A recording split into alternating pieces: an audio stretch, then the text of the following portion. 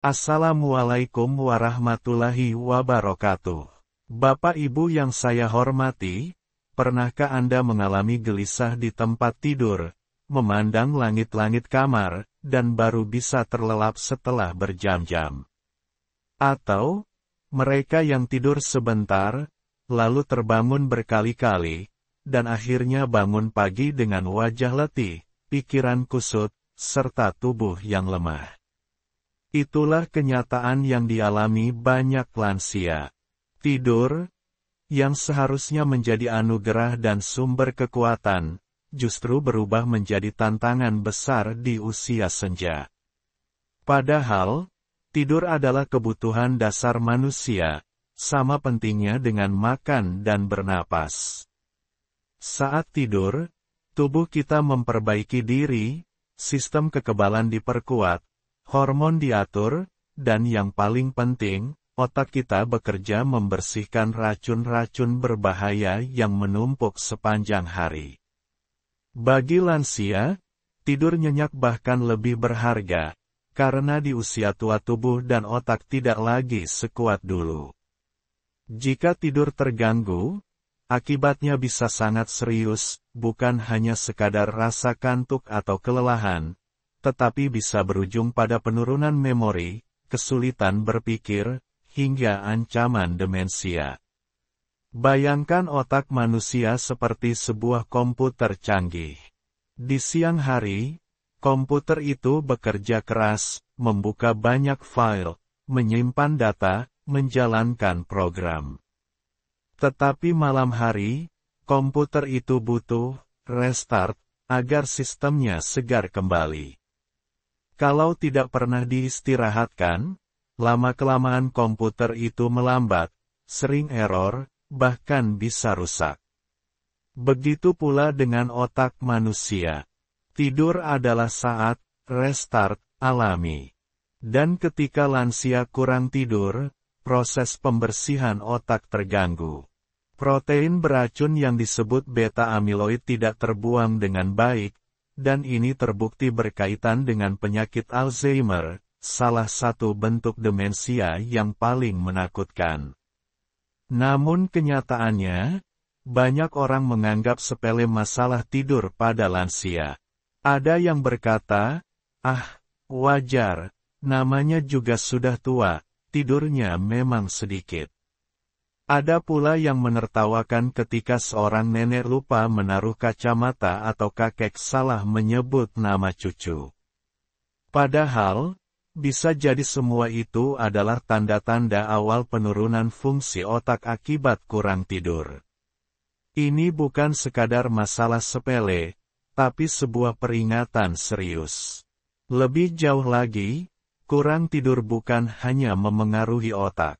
Lansia yang tidur buruk lebih mudah jatuh karena kehilangan keseimbangan, lebih cepat sakit karena daya tahan tubuh menurun, dan lebih sering murung atau marah karena suasana hati terganggu.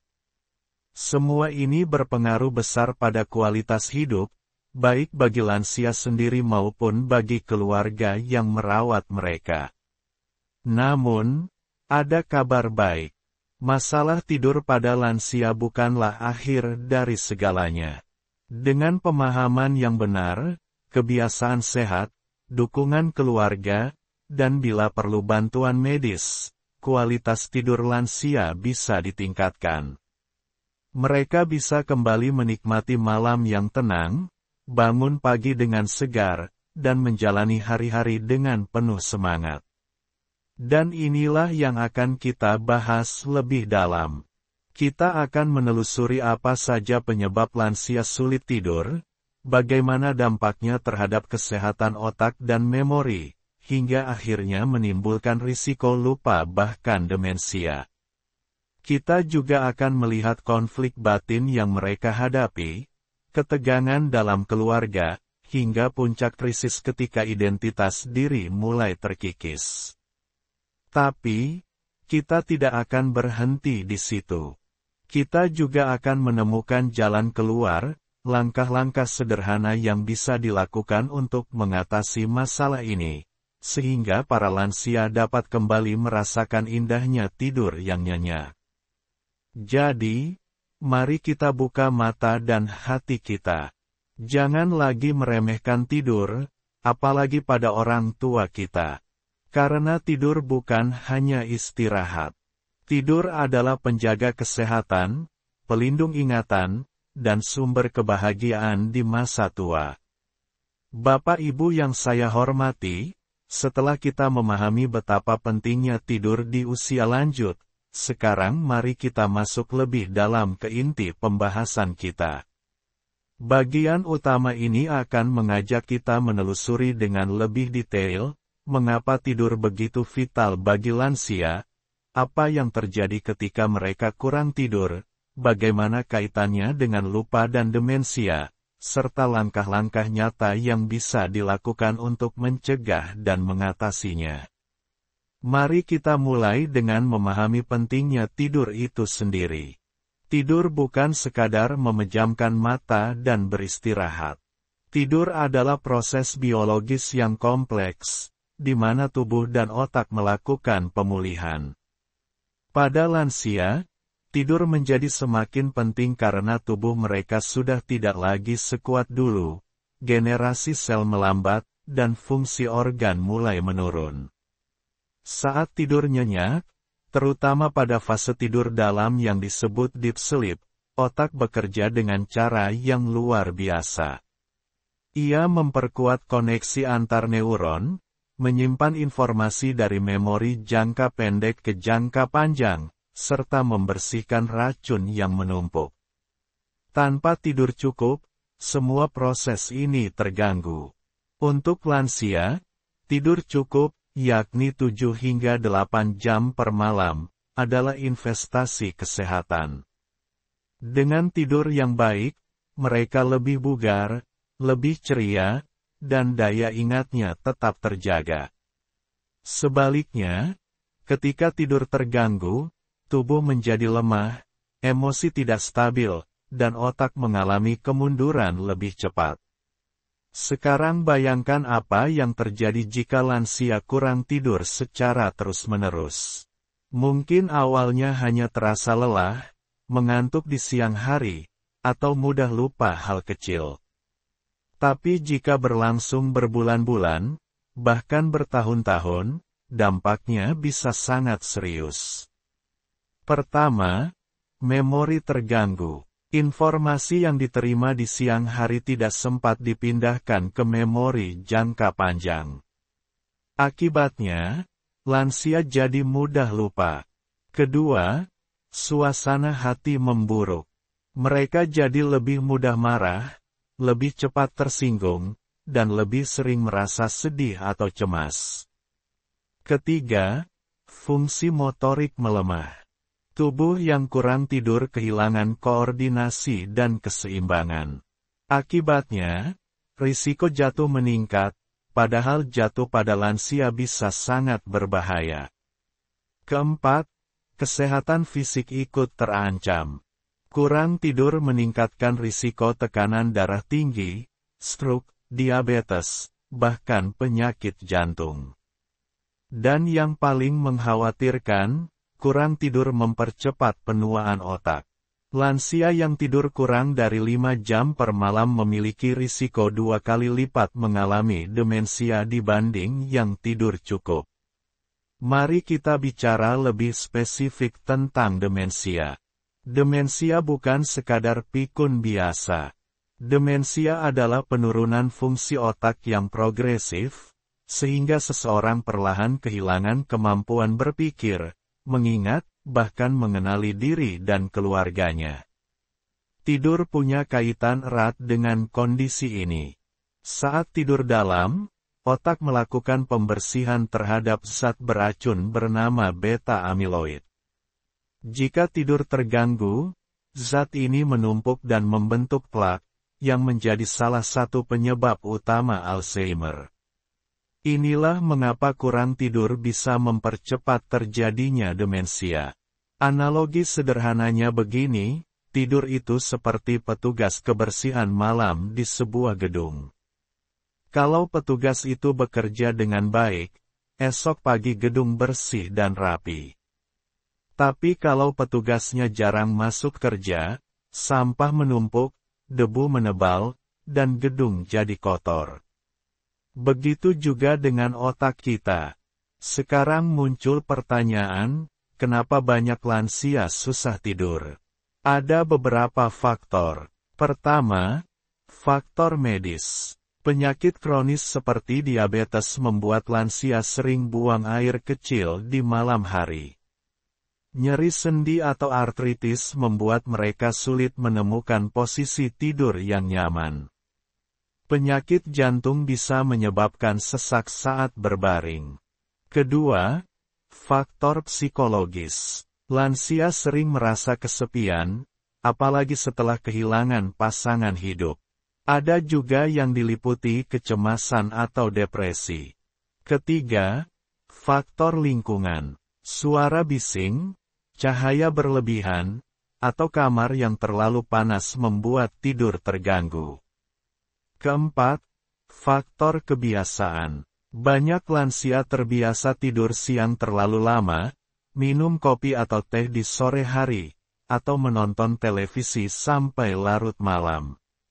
Semua kebiasaan ini memperburuk kualitas tidur. Setelah memahami penyebabnya, mari kita bahas solusi. Ada banyak cara yang bisa dilakukan untuk memperbaiki kualitas tidur lansia. Pertama, perbaiki rutinitas tidur. Tidur dan bangunlah di jam yang sama setiap hari. Hindari tidur terlalu larut meski belum merasa mengantuk. Kedua, ciptakan lingkungan kamar yang nyaman. Pastikan suhu sejuk, cahaya redup, kasur empuk, dan kamar bebas dari kebisingan. Singkirkan TV atau gawai dari kamar tidur. Ketiga, perhatikan pola makan. Batasi konsumsi kafein, hindari makan berat menjelang tidur, dan cukup minum air di siang hari tapi kurangi di malam hari. Keempat, lakukan aktivitas fisik teratur. Jalan pagi, senam ringan, atau yoga untuk lansia sangat membantu. Tapi hindari olahraga berat menjelang tidur. Kelima, lakukan relaksasi sebelum tidur. Bisa dengan membaca buku ringan, mendengarkan musik lembut, berdoa, atau latihan pernapasan. Keenam, jika insomnia sudah kronis, segera periksa ke dokter. Kadang masalah tidur butuh penanganan medis, baik terapi kognitif perilaku maupun obat tidur ringan. Lansia tidak bisa menghadapi masalah ini sendirian. Keluarga punya peran besar, anak dan cucu perlu lebih peka. Jangan menganggap remeh keluhan insomnia. Ingatkan mereka untuk menjaga rutinitas, ajak ngobrol sore hari, dan ciptakan suasana rumah yang tenang. Keluarga juga perlu memahami bahwa marah-marah atau gampang tersinggung pada lansia seringkali bukan karena sifat mereka berubah, tapi karena mereka kurang tidur. Dengan kesabaran dan kasih sayang, beban lansia bisa terasa lebih ringan. Agar lebih nyata, mari kita lihat beberapa contoh kasus. Ada seorang nenek berusia 70 tahun yang hanya tidur 3-4 jam per malam. Ia sering lupa meletakkan barang dan mudah marah. Setelah keluarga mengatur rutinitas tidur, mengurangi kopi, dan membawa ke dokter, tidurnya meningkat jadi 6-7 jam. Perlahan memorinya membaik. Contoh lain, seorang kakek yang terbiasa minum kopi sore hari. Setelah kebiasaan itu dihentikan, kualitas tidurnya membaik hanya dalam 2 minggu. Ada juga seorang lansia yang merasa kesepian setelah pasangan meninggal. Ia mengalami insomnia berat, tapi setelah anaknya rutin mengajaknya jalan sore dan berbincang, kualitas tidurnya meningkat drastis. Cerita-cerita ini menunjukkan bahwa perubahan sederhana bisa membawa hasil besar. Jadi, Bapak Ibu tidur bukanlah hal sepele. Bagi lansia, tidur cukup adalah benteng pertahanan terakhir untuk menjaga ingatan, kesehatan, dan kualitas hidup. Kurang tidur bisa memicu lupa dan demensia, tapi dengan langkah yang tepat, risiko ini bisa dikurangi. Bapak Ibu yang saya hormati, setelah kita memahami penyebab dan dampak kurang tidur pada lansia, kini saatnya kita menelusuri sisi yang lebih emosional, konflik. Karena kurang tidur bukan hanya persoalan medis, tapi juga menghadirkan pertarungan batin yang menyakitkan, ketegangan dalam keluarga, bahkan perasaan terasing di usia senja. Bayangkan seorang nenek yang setiap malam berbaring di tempat tidur, memejamkan mata tapi pikirannya terus berputar. Jam berdetik, suara kipas angin berputar, dan ia masih saja terjaga.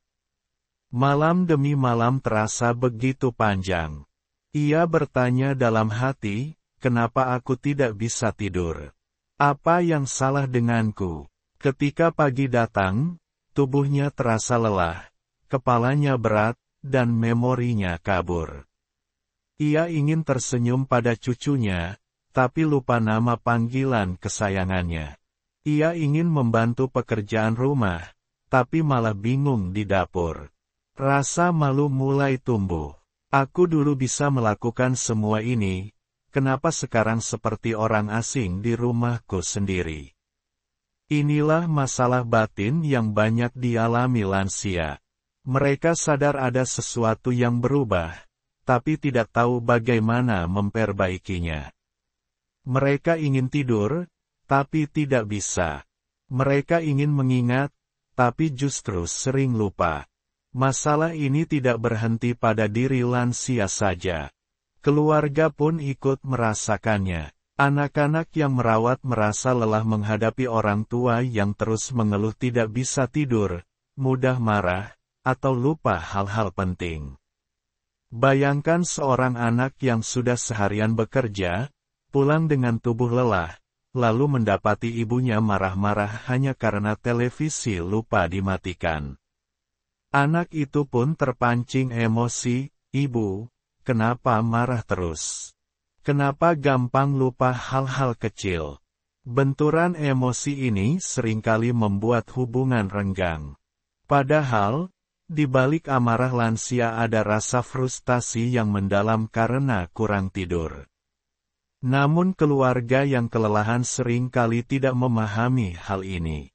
Tidak hanya di dalam rumah, masalah juga muncul dalam kehidupan sosial. Lansia yang kurang tidur cenderung menarik diri dari pergaulan. Mereka takut dianggap aneh karena sering lupa atau tidak fokus saat diajak bicara. Misalnya, seorang kakek yang dulu aktif dalam kegiatan masjid atau posyandu, kini jarang hadir karena malu sering lupa ayat atau lupa janji. Teman-temannya mulai bertanya-tanya, kenapa pas sudah jarang datang? Perlahan, ia merasa terasing dari lingkungannya. Kesepian pun semakin memperburuk insomnia. Seperti lingkaran setan, kurang tidur membuat depresi, depresi memperburuk insomnia, dan insomnia menambah rasa kesepian. Aspek paling menyakitkan dari semua masalah ini adalah ketika lansia mulai kehilangan identitas dirinya. Seorang nenek yang dulu dikenal rajin menulis resep masakan kini lupa cara membuat masakan sederhana. Seorang kakek yang dulu gemar bercerita sejarah keluarganya kini lupa nama buyutnya sendiri. Mereka mulai merasa, apakah aku masih diriku yang dulu? Atau aku sudah menjadi orang lain yang asing? Kehilangan ingatan bukan hanya kehilangan informasi. Itu adalah kehilangan bagian dari diri sendiri. Setiap kali lupa, ada rasa takut. Setiap kali salah menyebut nama, ada rasa malu. Dan setiap kali gagal mengenali wajah yang dicintai, ada rasa hancur. Mari kita bayangkan suasana ini secara lebih dekat.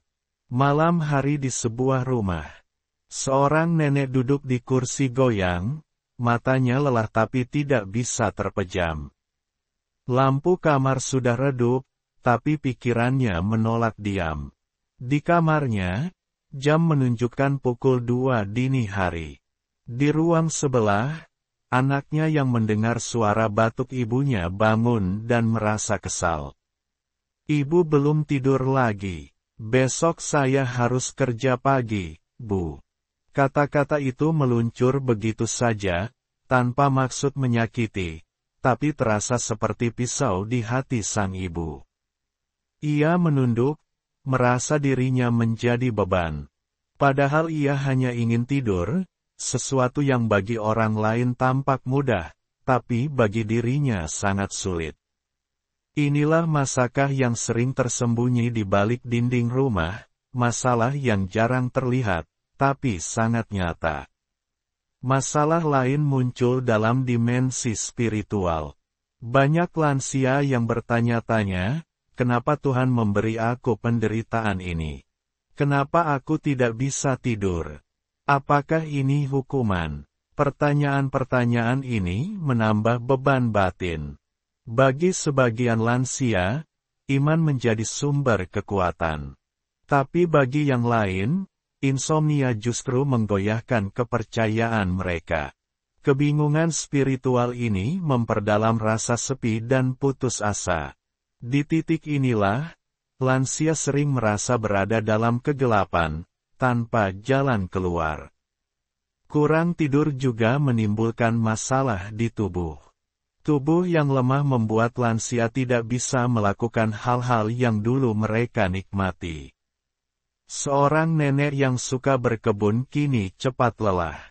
Seorang kakek yang suka jalan pagi kini takut jatuh karena tubuh tidak seimbang. Keterbatasan ini membuat mereka frustrasi. Mereka merasa terkurung dalam tubuh yang tidak lagi mendukung, seolah-olah kehilangan kebebasan. Dampak masalah ini meluas ke keluarga. Anak-anak sering berselisih pendapat, siapa yang harus merawat orang tua malam ini, siapa yang harus mengantar ke dokter, siapa yang harus lebih sabar menghadapi ledakan emosi. Ketegangan ini kadang membuat keluarga retak. Ada yang merasa terbebani, ada yang merasa tidak dihargai. Padahal seharusnya, merawat orang tua adalah tanggung jawab bersama.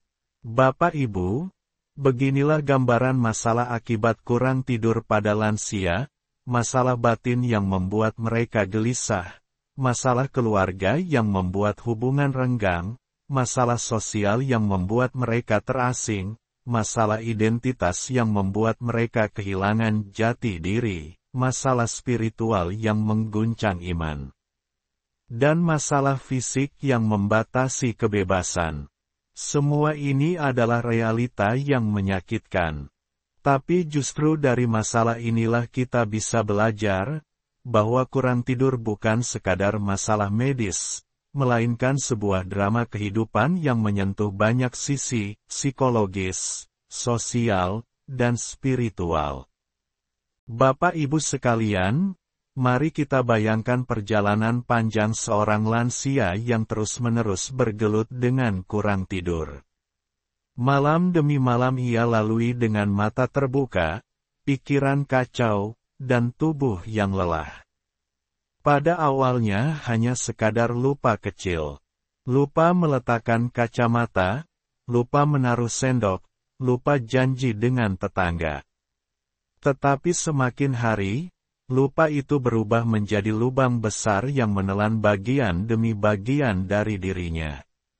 Bayangkan suatu malam, jam menunjukkan pukul 2 dini hari.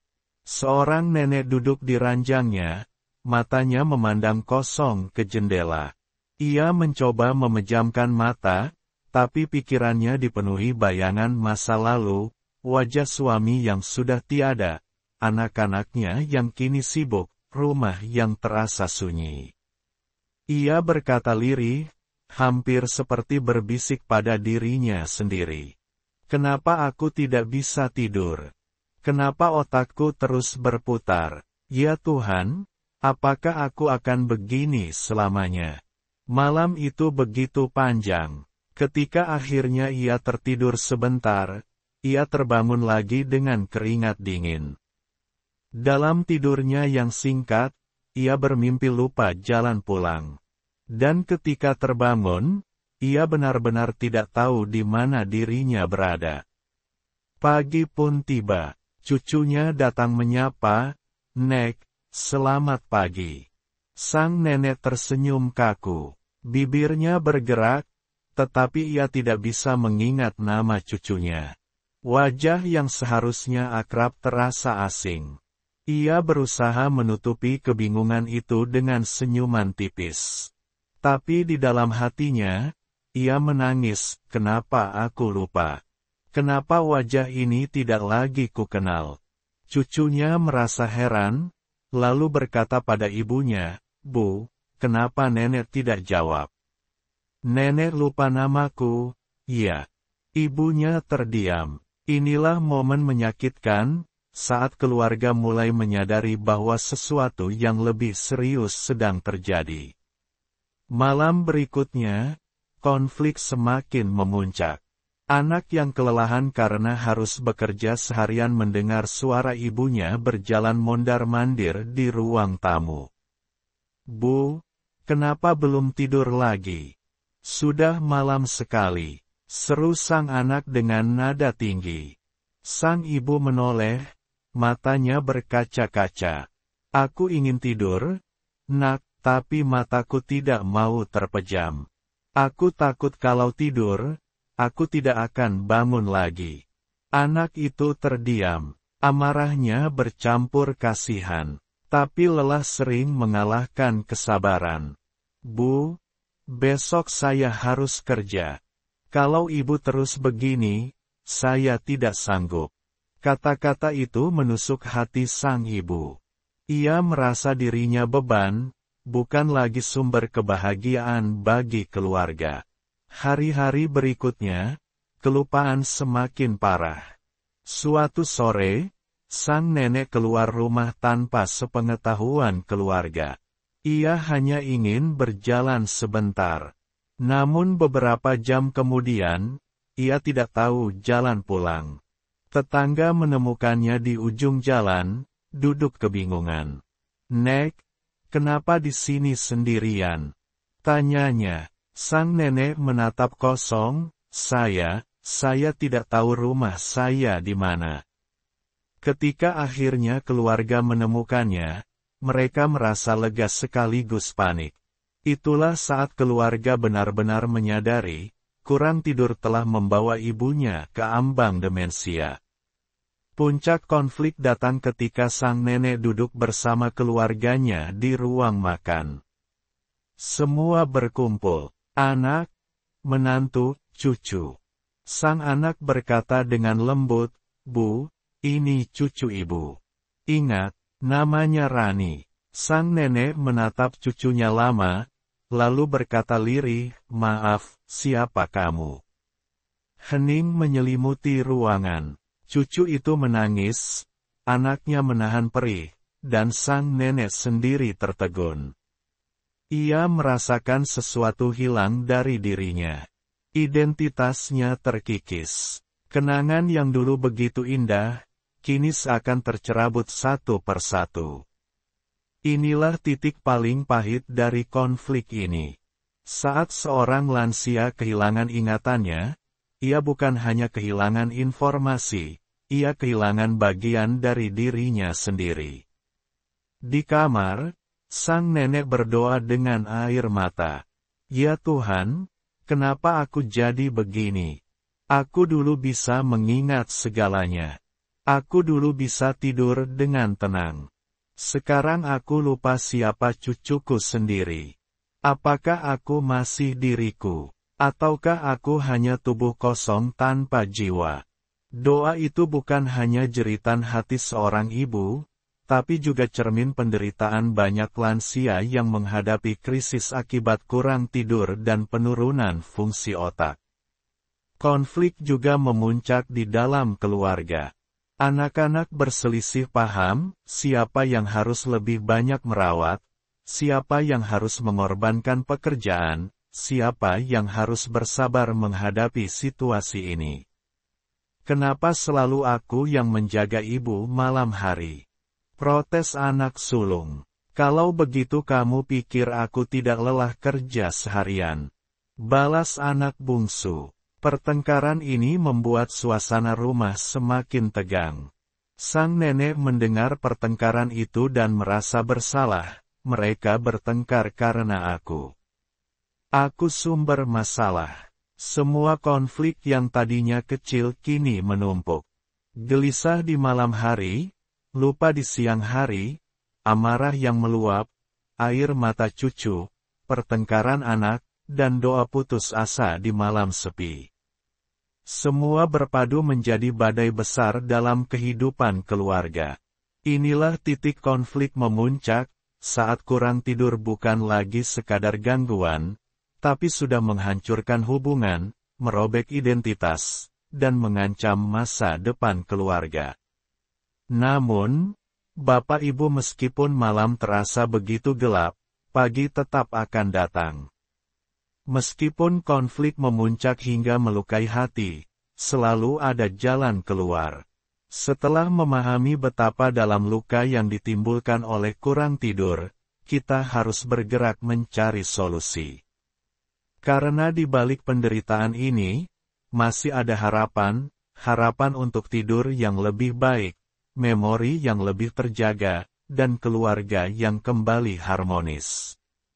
Bapak Ibu yang saya hormati, setelah kita menyaksikan bagaimana konflik akibat kurang tidur pada lansia bisa memuncak begitu dahsyat, mengoyak batin, meretakkan hubungan keluarga, bahkan mengikis identitas, maka kini saatnya kita melangkah ke babak yang penuh harapan, solusi.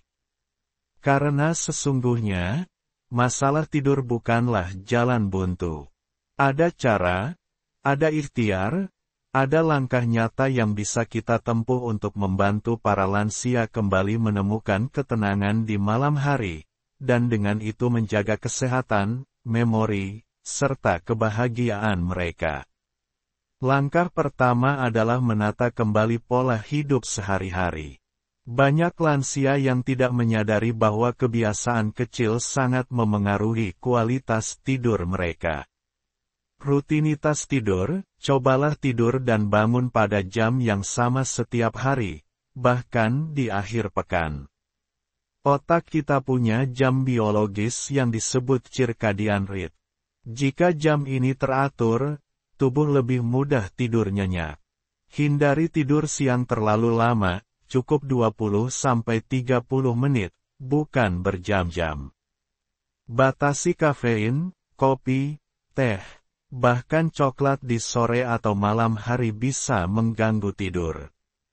Kebiasaan kecil ini, bila dilakukan konsisten, bisa menjadi pondasi tidur yang sehat.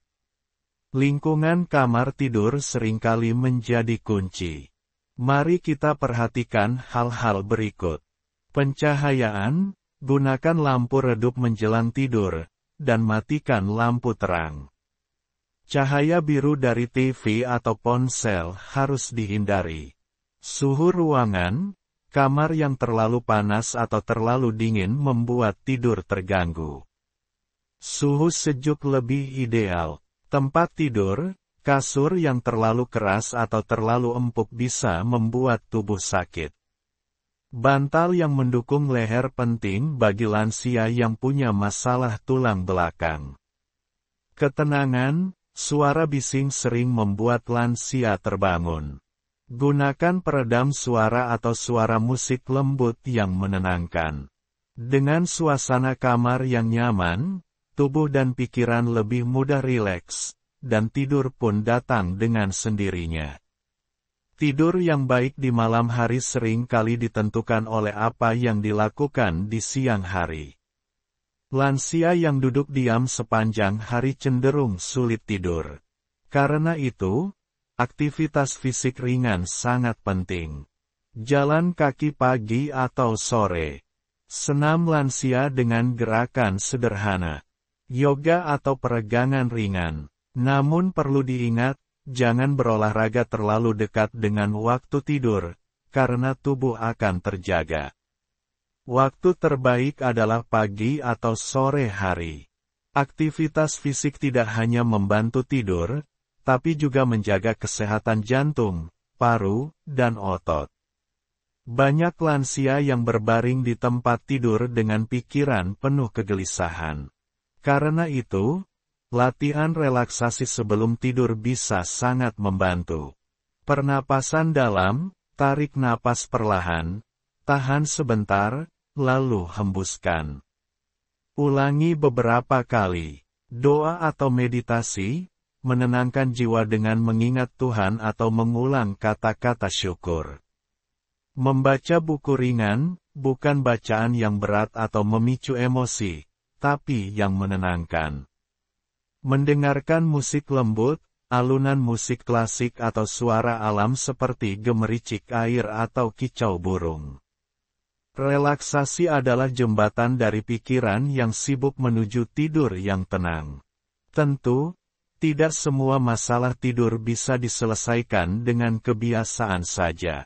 Banyak lansia yang punya penyakit kronis, diabetes, hipertensi, nyeri sendi, jantung, atau gangguan pernapasan. Semua ini bisa mengganggu tidur. Disinilah peran tenaga medis sangat penting. Pemeriksaan rutin perlu dilakukan. Dokter bisa membantu dengan mengatur obat-obatan agar tidak mengganggu tidur, memberi terapi nyeri untuk penderita artritis, menangani masalah pernapasan seperti sleep apnea. Bila perlu, memberi obat tidur ringan dengan pengawasan ketat. Kuncinya adalah jangan pernah mengobati sendiri. Lansia harus didampingi keluarga dalam konsultasi medis. Tidak ada solusi yang berhasil tanpa dukungan keluarga. Lansia yang merasa sendirian akan semakin sulit tidur. Tapi lansia yang merasa dicintai akan lebih mudah menemukan ketenangan. Ajak lansia berbincang sore hari agar mereka tidak merasa kesepian. Dampingi mereka menjelang tidur, sekadar menemani sebentar di kamar. Dengarkan keluhan mereka dengan sabar, jangan langsung menyepelekan. Ciptakan suasana rumah yang damai, tidak penuh pertengkaran. Bagi lansia, kasih sayang adalah obat tidur paling manjur. Senyuman anak, pelukan cucu, atau sekadar ucapan, "Selamat malam, Nek," bisa menjadi pengantar tidur yang lebih baik daripada obat manapun. Selain keluarga inti, lingkungan sosial juga berperan. Lansia yang aktif dalam kegiatan sosial lebih jarang mengalami insomnia. Kegiatan posyandu lansia, pengajian, arisan, atau kelompok doa. Berkumpul dengan teman sebaya, saling bercerita dan tertawa. Interaksi sosial membuat hati hangat, pikiran lebih tenang, dan tidur pun lebih mudah datang. Bagi banyak lansia, iman dan spiritualitas adalah sumber kekuatan. Doa sebelum tidur, membaca ayat suci, atau sekadar duduk hening mengingat Tuhan bisa menghadirkan kedamaian batin. Lansia yang merasa dekat dengan Sang Pencipta lebih jarang dilanda kecemasan malam hari. Mereka bisa menyerahkan kegelisahan padanya, lalu tidur dengan hati yang pasrah. Mari kita lihat sebuah kisah nyata. Seorang kakek berusia 75 tahun mengalami insomnia berat. Ia sering lupa, bahkan sempat tersesat di jalan.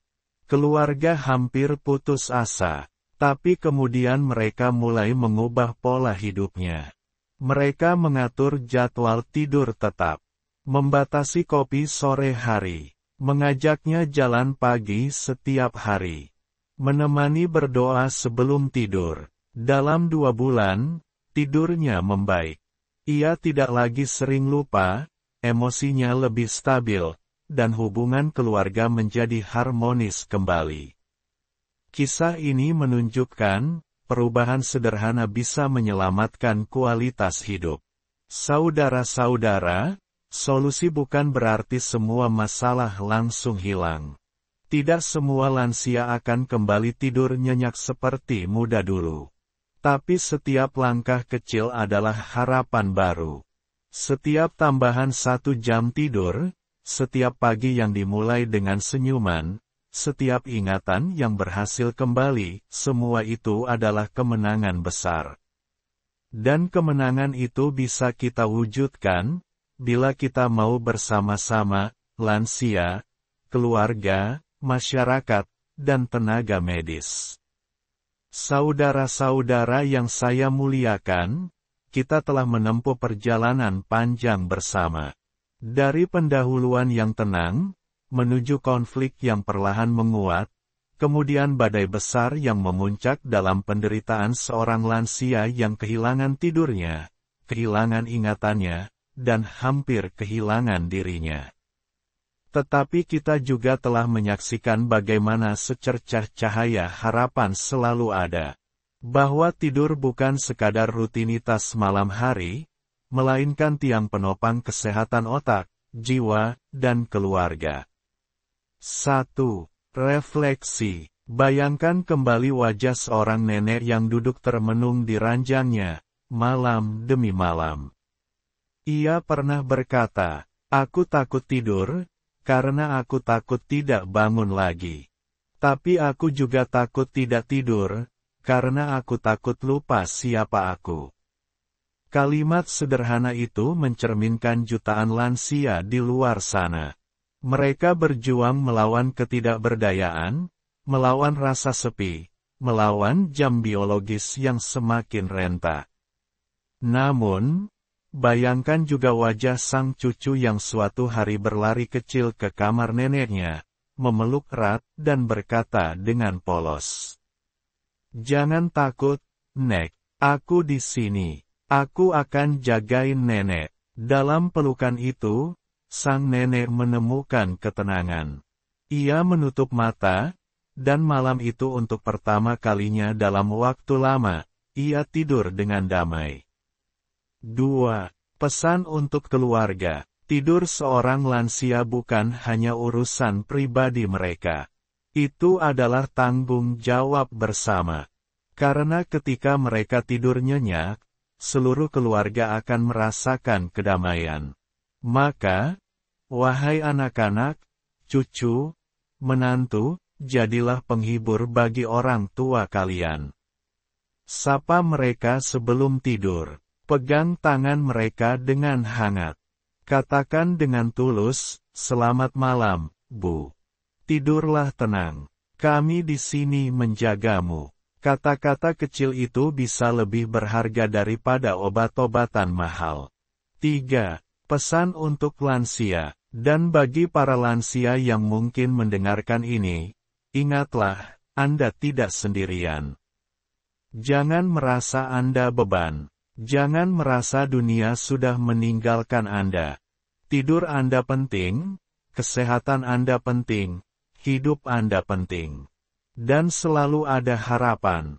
Setiap malam adalah kesempatan baru untuk istirahat, dan setiap pagi adalah anugerah baru dari Tuhan. 4. Pesan spiritual. Akhirnya, marilah kita renungkan, tidur adalah karunia ilahi. Setiap malam, kita diberi kesempatan untuk meletakkan segala beban, menyerahkan diri sepenuhnya pada Sang Pencipta. Dan setiap pagi, ketika mata kita terbuka kembali, itu adalah tanda kasih sayangnya, bahwa hidup masih harus dijalani, bahwa kita masih punya tugas, masih ada cinta yang harus kita berikan dan terima. 5. Kesimpulan. Saudara-saudara, kurang tidur pada lansia memang bisa menjadi awal dari lupa dan demensia. Tapi janganlah kita berhenti pada rasa takut. Mari kita bergerak, mari kita mendampingi, mari kita menciptakan suasana rumah yang penuh kasih sayang, dan mari kita menjaga para orang tua kita agar mereka bisa tidur dengan damai. Karena ketika mereka tidur dengan tenang, bukan hanya otak mereka yang terjaga, tetapi juga warisan kenangan, kasih, dan kebijaksanaan yang akan terus hidup dalam diri kita semua. Seorang lansia yang kurang tidur mulai mengalami kelupaan. Awalnya hanya lupa kecil, namun perlahan berubah menjadi gejala demensia.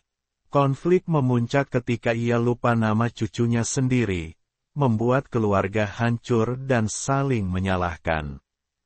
Namun, melalui perubahan pola hidup, dukungan keluarga, bantuan medis, serta kekuatan doa, ia perlahan menemukan kembali kedamaian.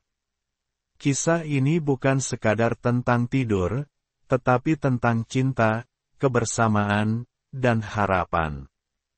Pesan akhirnya jelas, tidur yang cukup bagi lansia bukan hanya menyelamatkan ingatan, tapi juga menjaga keharmonisan keluarga dan martabat manusia di hari tua. Jadi, jangan pernah menyerah. Kurang tidur memang bisa menimbulkan konflik hebat, bahkan mengancam identitas.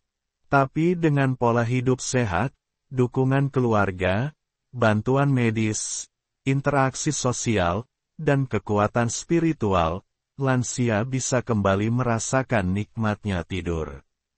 Dan ketika mereka tidur dengan damai, bukan hanya tubuh dan otak yang pulih, tapi juga hati, hubungan keluarga, dan makna hidup itu sendiri. Bapak Ibu yang saya cintai, demikianlah perjalanan kita hari ini.